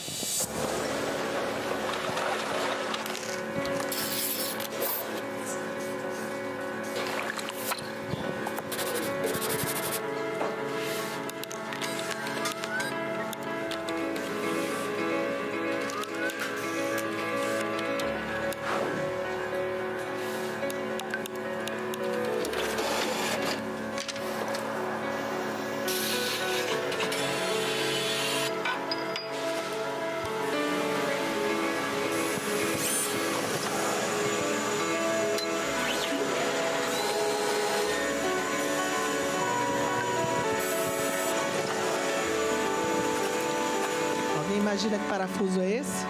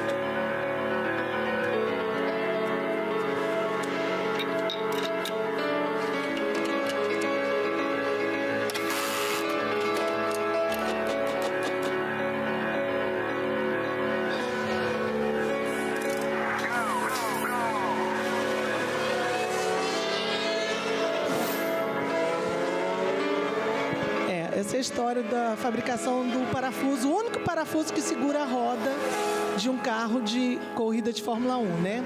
E ali a história é o seguinte: você não consegue perceber o que é a fabricação e quais são os controles. Quem é da área de controle percebe que toda vez que ele rubrica, ele está evidenciando um controle. Mas flui, né? O processo flui. Certo?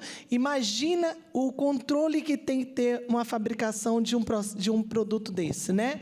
Então, e a gente não consegue, não tem uma parada, aqui é controle, aqui é fabricação, aqui é controle, ele é linear.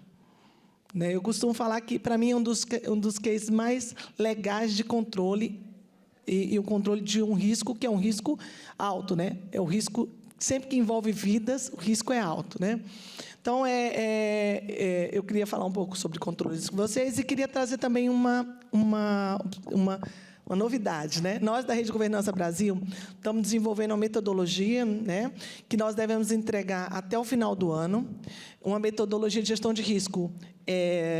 Assim, eu já desenvolvi algumas, né, nos órgãos que eu já passei, mas uma metodologia mais simplificada, sem perder a essência da metodologia de gestão de risco. Vai passar por identificação, avaliação, classificação, resposta, planejação, todas as fases, só que uma metodologia de uma forma que você consegue ler sem ter aquele dicionário de gestão do risco do lado, sem aqueles termos técnicos, de uma forma que a ideia da gente é que aqueles municípios que têm uma equipe menor dedicada a isso, menos robustos, né, eles consigam aplicar a gestão de risco nos processos deles, sem ter aquela equipe de especialistas ali o tempo todo trabalhando. Então, até o final do ano, a gente pretende fazer essa entrega. Devemos ter uma mentoria de alguns municípios para validar, dizer, o modelo está legal, está funcionando, eles conseguiram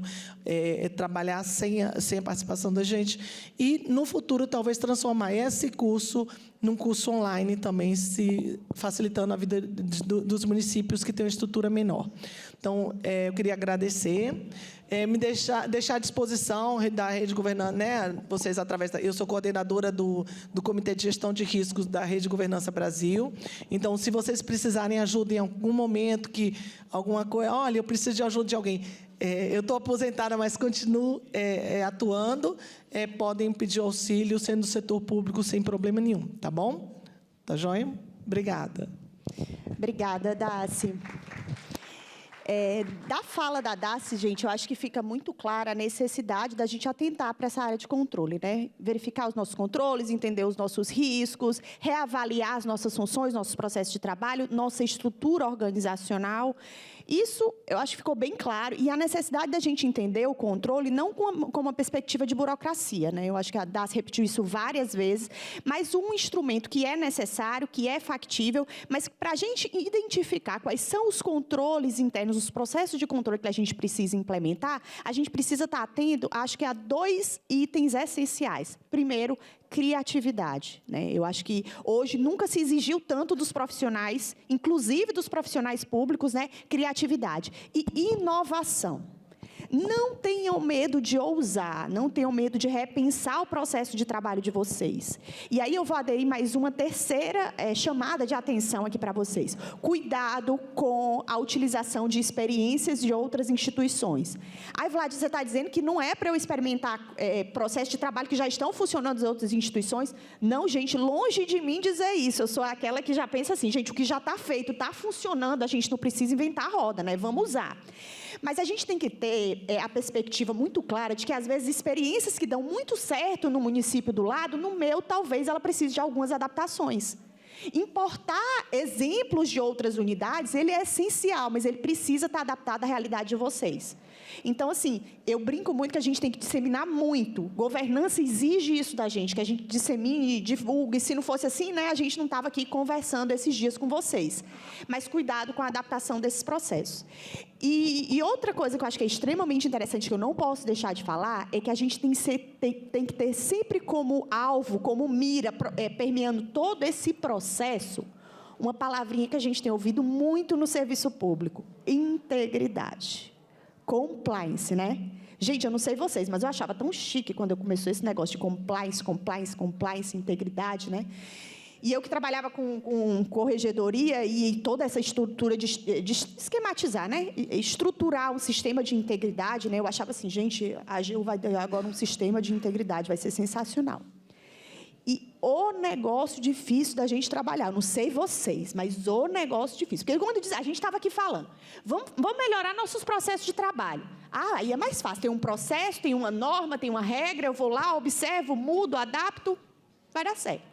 Quando eu falo da necessidade da gente estruturar um programa de integridade dentro do município, dentro da AGU, dentro da ANAC, dentro de qualquer instituição, aí o negócio fica um nível um pouco mais além. E por que é isso? Gente, só para a gente alinhar aqui a nossa discussão. Quando eu estou falando de compliance, eu estou falando, numa perspectiva generalista, de atuar em conformidade com as regras. Tenho as regras, eu tenho que cumprir. Quem é do direito aqui vai saber, né? A gente aprende isso desde o banco de faculdade.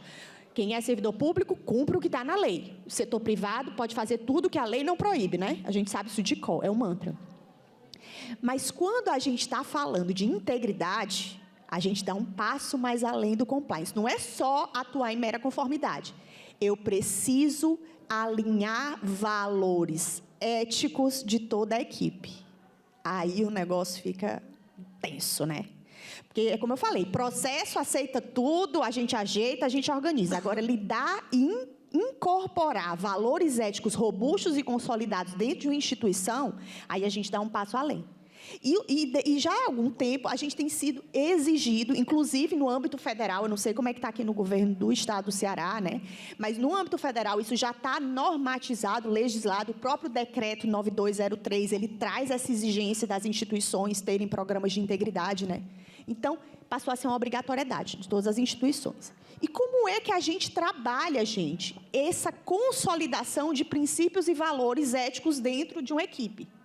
Como é que eu posso ensinar para o meu colega do lado, né? Porque a gente é assim que a gente fala, eu vou ensinar para a minha equipe, eu sou o líder, eu vou ensinar para a minha equipe, para o meu colega do lado, o que é certo, o que é errado.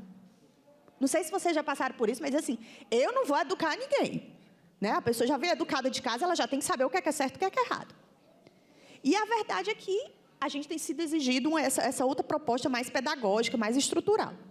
E como é que a gente trabalha isso? Primeira pergunta que eu faço para vocês é, a gente tem que gerenciar, a gente tem que controlar. Mas a nossa instituição, o meu município, ele tem valores institucionais bem definidos? Será que eu sei quais são os valores da minha instituição? Eu disse para vocês que eu costumo conversar muito com o pessoal da palestra sobre ética, sobre integridade.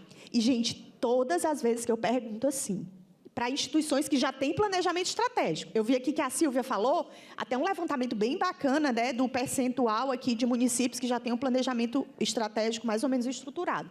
Achei muito legal. Mas se você perguntar dentro dessas instituições que já têm planejamento, enfim, você diz assim, quais são os valores da sua instituição? O pessoal fica assim, ó. Não sei. Lá dentro mesmo da AGU, quando eu converso, e olha que a gente já tem planejamento estratégico, trienal, já está com tempo, né? A gente não está na primeira fase. Assim, quais são os principais valores da instituição nesse momento? Aí os advogados ficam tudo assim. Ninguém sabe. Vlad, eu não sei. Quais são? Eles perguntam assim, Vlad, eu não sei. Quais são? Por que eu estou querendo dizer isso? A gente não pode, e aí vou fazer outro contraponto aqui, só para vocês terem uma ideia, a integridade, ela aparece lá no decreto 9203, né, o nosso Estatuto de Governança, como duas bases. A integridade, tanto é fundamento da governança, ou seja, ela é a base fundante, a gente não pode falar de governança sem falar de integridade, como ela é princípio. Então, tudo que a gente vai fazer a nível de governança, a gente tem que estar embutido ali a integridade. Eu não posso falar de gerenciamento de risco sem falar de integridade. Eu não posso falar em melhoria de controle sem falar de integridade. A Daci, na fala dela, disse assim, cuidado quando vocês forem ajustar essa perspectiva de controle, porque vocês têm que olhar, têm que testar, têm que analisar. Gente, isso é integridade. Mas, para eu disseminar isso dentro da minha instituição, as pessoas que trabalham ali comigo precisam ter um valor alinhado. E quando a gente fala de valor ético, né, alinhado, é o que eu falei, aí que está a dificuldade. Tem uma questão que eu acho que é muito interessante, sempre que eu converso sobre isso, as pessoas dizem assim, mas eu tenho os meus conceitos éticos, né? Eu tenho os meus valores. O da instituição que eu trabalho, né, do meu amigo do lado, pode ser que não seja o mesmo que eu. E aí, como é que eu faço, Vlad? Se o valor que a minha instituição elegeu como principal, eu não concordo, o que é que eu faço? Gente, eu não vou responder isso para vocês. Eu vou reproduzir na verdade, uma fala. Eu sou apaixonada, não sei quem conhece, a professora Lucialena Galvão. Ela é uma filósofa, né, aqui brasileira, contemporânea. Ela tem vários vídeos na internet super interessantes e ela trata a filosofia numa perspectiva prática. E ela faz uma diferença super interessante, que ela diz assim, que a gente tem a ética de convicção e a ética de coerção. Vlad agora deu um nó. Eu já não sabia nem quais são os meus valores éticos de maneira muito clara, e agora você vem com convicção, com correção. Essa professora, ela diz o seguinte, todos nós temos princípios internos individuais de cada um, e a gente vai ao encontro deles por convicção. Então, por exemplo, o meu valor é a honestidade. Então, eu sigo honesto e deveria seguir em todos os parâmetros da minha vida com honestidade, porque é um valor que eu escolhi. É a minha convicção, é a minha sabedoria humana, é o meu ser racional que me leva para esse caminho. Por outro lado, e aí ela diz que hoje em dia é o que a gente tem, de uma maneira equivocada, entendido como conceito de ética, a ética de coerção. que é a ética que o sistema de controle quer que a gente adote. Quer que você vai fazer isso. E faça. Eu, assim, enquanto corregedora, né, geral, eu brincava muito com a minha equipe, porque eu dizia que a gente aplicava lá a ética de correção, né? Porque a gente tem a 8.112, que é o nosso Estatuto dos Servidores Públicos Federais, que lá diz assim: são deveres do servidor público agir com lealdade, com urbanidade, tarará. E o que é que eu fazia enquanto corregedora geral? Queria que todos os meus integrantes ali, o corpo da Advocacia Geral da União, cumprisse essas regras. Só que eu imponho. E eu digo para ele assim, olha, o seu valor ético tem que ser esse aqui. Será que vai funcionar, gente? Talvez. Em alguns momentos, a gente aceita esses conceitos, essa ética de coerção, porque a gente tem medo, porque eu tenho que preservar o meu emprego, né, o meu vínculo com o poder público. Meu Deus, se eu for demitido desse serviço. Mas não porque a gente aceita. E, em algum momento do nosso processo de trabalho, essa não aceitação por convicção daquele valor, ela vai aparecer. Tá, Vlad, é lindo isso aí, eu entendi, concordo. Mas como é que, então, eu alinho os meus valores com os valores individuais? Eu quero uma resposta prática. Eu não sei vocês, mas a Vlad aqui, eu, sempre quero uma resposta prática. Gente, a gente ainda não achou a resposta para isso. O que eu posso dizer para vocês é que a gente tem trabalhado, e a Controladoria Geral da União, né, o Ministério da Transparência e Controle, tem feito um trabalho sensacional na divulgação de valores. E em fazer o que a gente está fazendo aqui. Conversar, disseminar. Se eu digo no meu município quais são os valores da minha gestão, e eu falo, e eu repito, e eu reforço, e eu dou exemplo, olha aqui a liderança. A gente tem visto resultados muito positivos. Em contraponto, se eu me escondo, se eu me calo, se eu sei os meus valores e deixo o negócio, vamos dizer assim, de acordo com a boa vontade de cada servidor, eu não estou disseminando valores. Eu não tenho como tornar aquilo ali real, concreto dentro da minha instituição. E aí, só reforçando, a Controladoria Geral da União, ano passado, olha que interessante que foi. Ela fez, dentro do Serviço Público Federal, acho que a Darcy vai lembrar disso, uma eleição. Abriu uma votação eletrônica, né, para que os servidores públicos de todo o Poder Executivo Federal pudessem votar e dizer assim, qual é o valor que é essencial para ser disseminado dentro do Serviço Público Federal hoje para você. E eu achei tão interessante, porque a gente teve uma votação bem bacana, né? E aí, esses valores mais votados, eles foram incorporados como os valores do Serviço Público Federal.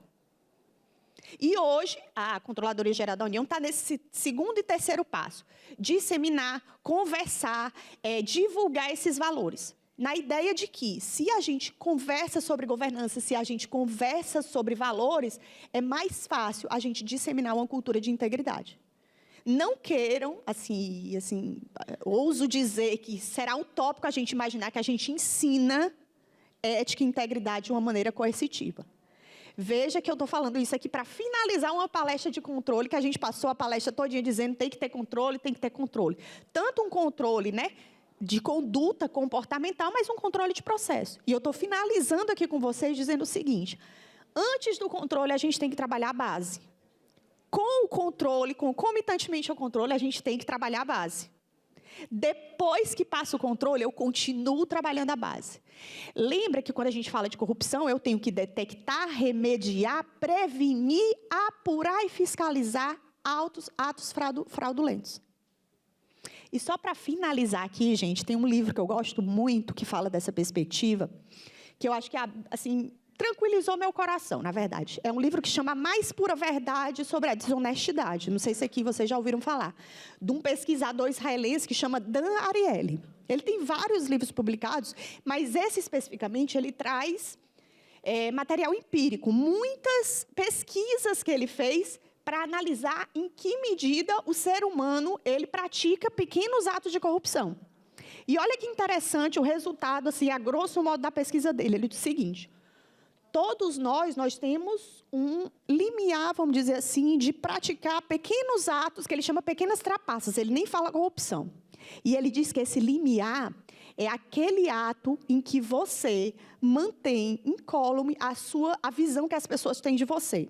Melhor dizendo, eu pratico algum ato, alguma pequena trapaça, até o ponto que eu ache que as pessoas, por conta daquele ato, não vão achar que eu sou uma pessoa corrupta ou que eu sou uma pessoa que pratica atos fraudulentos. E aí, esse limiar, gente, é ele que precisa ser reduzido. As pessoas precisam entender, e a sociedade como um todo precisa evoluir, para a gente reduzir esse espaço de atuação, vamos dizer assim, desconforme com o que a gente espera da sociedade. E eu acredito que a gente tem evoluído bastante, especialmente dentro do serviço público, e especialmente dentro das administrações das instituições públicas. Tá bom. Eu queria saber, gente, se alguém tem alguma dúvida, se alguém queria compartilhar alguma experiência de vocês no município, tanto nessa perspectiva de processo de trabalho, ou mesmo comportamental. Dizer, Vlad, eu estou com tal problema assim, de controle, lá na minha unidade eu ainda não consegui estruturar, enfim. Se alguém tiver, fique à vontade, a gente está aqui à disposição. Sobre gestão de riscos também, tá, gente? É porque tinha um colega que vai fazer a apresentação de gestão de riscos, eu não entrei, mas se quiserem fazer qualquer pergunta sobre gestão de risco, a gente está aqui para responder, tá? Enquanto alguém vai falando aí, eu vou só complementar o que você estava falando do Dan Alieri. Ele fala o seguinte, ele tem uma parte que ele fala que algumas pessoas, elas agem com integridade independente do ambiente, algumas são condicionadas pelo ambiente, quer dizer, ela vai ser íntegra se o ambiente for íntegra, e outras não, elas nunca vão se adequar, elas sempre vão ter que ter. E aí é nisso que eu queria falar com você, complementar o que você estava falando, para essas pessoas que se adequam ao ambiente, né? E para essas que nunca se adequam, aí a gente tem controles, porque mesmo né, que você fale várias vezes, elas não vão se adequar à organização. E aí, para essa, a gente tem controles que são o que... eu brinco que tem uma colega minha que depois falou assim, imagina, eu sou do Banco do Brasil, né? Se a gente for falar para os tesoureiros, olha, você vai cuidar do dinheiro, mas eu não vou controlar, não. Ia ser terrível, né? Porque é um risco, vamos dizer, o apelo é diferente. Então, para esse tipo de processo, a gente tem controles que são controles, é nisso que eu queria trazer, são específicos para a integridade, são controles que nos auxiliam a mitigar a falta de integridade. Como, por exemplo, quando você vai fazer pagamentos, né? A gente sempre busca que o pagamento seja feito, quem contrata não paga, esse tipo de separação. E a gente tenta separar ao máximo. Quanto mais longe esses dois estiverem, mais difícil de ter um conluio. E aí você começa a ter controle. Então, a área que vai contratar não vai pagar. E a que vai pagar é uma outra diretoria em outro lugar. É muito difícil coluir. Agora, se eu ponho e a pessoa que trabalha do meu lado, ela está do lado, o coluir é mais fácil. Então, são controles. Então, é um controle que a gente chama de segregação de função, que o principal objetivo é mitigar a integridade. Então, era só que toda cultura é válida, é o melhor, né? A gente sempre está trabalhando, mas nós não podemos também deixar de ter os controles para os processos que têm um risco maior associado à integridade, tá? Ok? Alguma pergunta, gente? Estamos ao vivo na FM Assembleia 96,7. Daqui a pouquinho será tudo contornado, estaremos também nas redes sociais. Pode fazer sua pergunta. Obrigado. Bom dia. Tomás Lira, aqui da Prefeitura de Maragogi. Sobre os valores, a gente estava apresentando ontem que a gente construiu de forma integrada também, mas como é que vocês pensam essa disseminação? Como é que você mantém... Porque durante o evento, durante a construção, fica todo mundo bem aceso e lembrando de tudo, e depois isso vai se perdendo com o tempo. Qual a dica assim, que você tem para manter isso, para disseminar?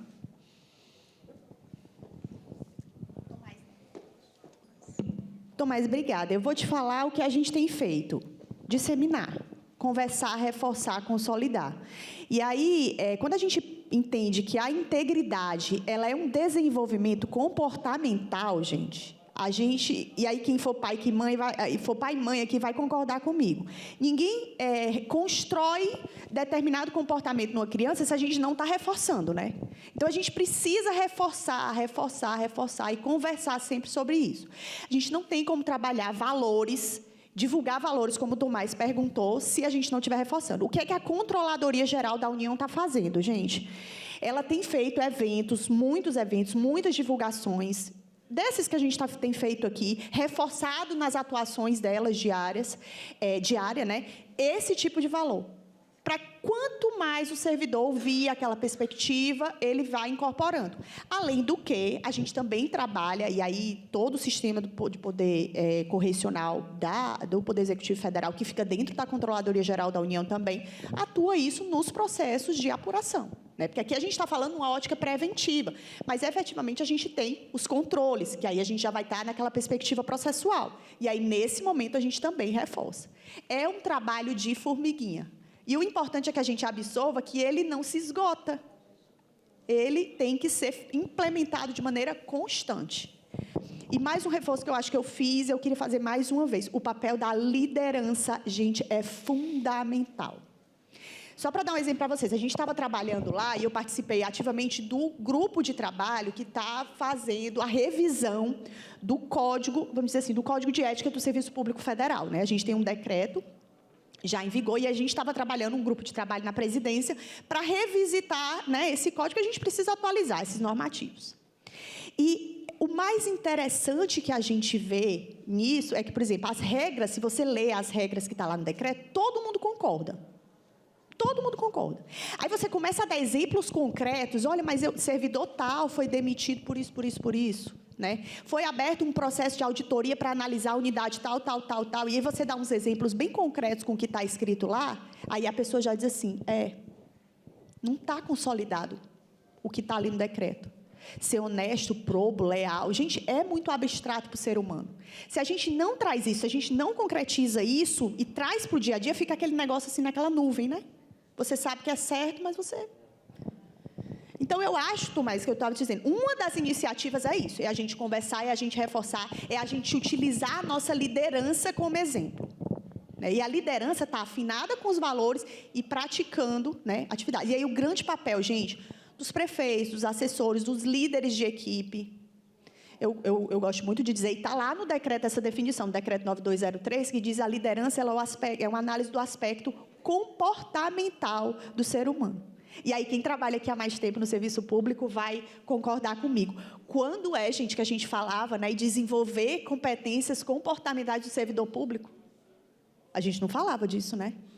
E só para finalizar, não tanta novidade, isso já vem na iniciativa privada. Se a gente tiver curiosidade de ver as habilidades do século XXI, né, que todo mundo fala agora, de todas as habilidades que estão lá, as maiores, quer dizer, a maior quantidade delas são perspectivas comportamentais. A gente parou de falar que tem que desenvolver só tecnicamente os nossos servidores. Hoje, e isso a escola da AGU, ela atua nisso de uma maneira muito efetiva, a própria rede de governança, a gente tem se debruçado muito em, vamos dizer assim, em eventos desse tipo, não só desenvolver a capacidade técnica, não só ensinar o servidor a fazer o trabalho, o processo, mas desenvolver nele as habilidades comportamentais, de liderança, de controle, atuar com inovação, de criatividade, como a gente nunca fez antes. Então, acho que eu respondi. Alguém tem mais alguma pergunta? Vlad, eu posso complementar para o Tomás? Trazendo casos práticos, né? Tomás, o Ministério do Planejamento tinha uma campanha chamada Não é Legal. Bem interessante. Mandava e-mails para você. Não é legal assistir séries durante o expediente. Não é legal chegar constantemente atrasado. Não é legal. E aí tinham várias coisas que... Isso foi feito depois que foi consultada a CGU, mais faltas de integridade que foram detectadas. Isso fez uma campanha com vários slides, né, várias e-mails que a gente ficava mandando e fazendo botando no elevador, ligado a esse não é legal. Não é legal porque não é legal, a pessoa do lado está assistindo o vídeo, você está trabalhando. Não é legal porque é ilegal mesmo, não está previsto. A CGU tem uma campanha chamada Ética Viva, muito interessante. Se você quiser, a gente passa os contatos, eles mandam. Eles têm uma campanha muito boa chamada Ética Viva, que reforça também, no estilo dessa Não é Legal, só que mais relacionada à CGU. Então, utilizar dados das pessoas, né, para você trabalha no Detran, ir lá e buscar a placa de um cara que bateu no seu amigo, para o seu amigo ir lá na casa, quer dizer, esse tipo de coisa, né? Então, tem lá várias figuras, várias imagens dessa campanha Ética Viva. É uma campanha bem robusta. E o Estado de Minas, a Corregedoria de Minas, está com uma campanha muito forte, que ela utiliza até o governador, tá? Para reforçar a parte de integridade, de valores lá no Estado de Minas Gerais. Se você tiver interesse, eu já vi a campanha, né, do Rodrigo Fontinelli, é muito boa, o Rodrigo Fontinelli trabalha muito bem esse tema, e é uma campanha muito boa. Normalmente, essas campanhas, eles cedem e você faz as alterações, utiliza a campanha, né, da CGU, por exemplo, e põe o logotipo também da Prefeitura. Então, se você quiser, depois eu te passo os contatos para que você tenha acesso a essas campanhas. São bem interessantes, tá? Essas campanhas da CGU, gente, da Controladoria Geral da União, normalmente eles disponibilizam todo o material de comunicação na internet para as instituições que tiverem interesse em fazerem só essas alterações. Eu acho super interessante, facilita muito o trabalho. E só mais um exemplo, quem está montando unidade de controle no município, no site da CGU também tem um material bacana para quem está estruturando essas unidades, principalmente de corregedoria, de auditoria, de ouvidoria, né? Ou então está revisitando esses processos de trabalho, eles têm um material para quem está montando. Então, vocês podem se utilizar lá, né? Beber dessa fonte, aproveitar o que já está feito e bem feito para facilitar o trabalho de vocês. Tá bom? Ok, então. Ok. Obrigada. Obrigada. Às palestrantes do segundo painel. Obrigada.